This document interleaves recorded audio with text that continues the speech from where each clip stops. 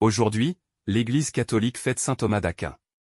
Saint Thomas d'Aquin est l'une des figures les plus importantes de l'Église de la Renaissance.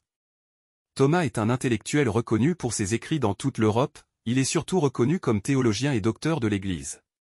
Ses écrits sont nombreux mais le plus connu est « Somme théologique », exposé critique de la pensée d'un grand nombre de ses prédécesseurs, qui s'imposera comme une œuvre de référence pour l'Église catholique à une époque de grande instabilité religieuse et sociale. L'ouvrage ne sera pas terminé car interrompu brutalement en 1273 à cause d'un problème de santé.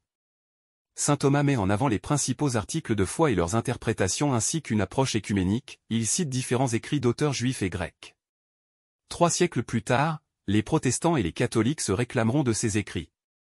Le terme de mes travaux est arrivé. Tout ce que j'ai écrit et enseigné me semble de la paille auprès de ce que j'ai vu et de ce qui m'a été dévoilé. Saint Thomas d'Aquin, priez pour nous. Évangile de Jésus-Christ selon saint Marc. Jésus et ses disciples entrèrent à Capharnaüm. Aussitôt, le jour du sabbat, il se rendit à la synagogue, et là, il enseignait.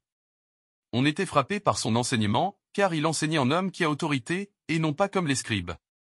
Or, il y avait dans leur synagogue un homme tourmenté par un esprit impur, qui se mit à crier. « Que nous veux-tu, Jésus de Nazareth?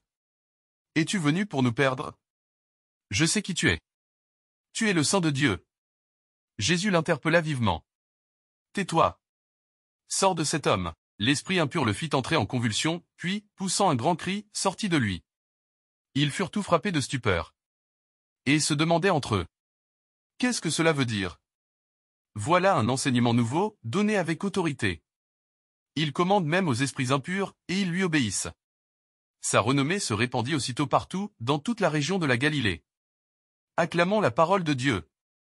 Louange à toi Seigneur Jésus.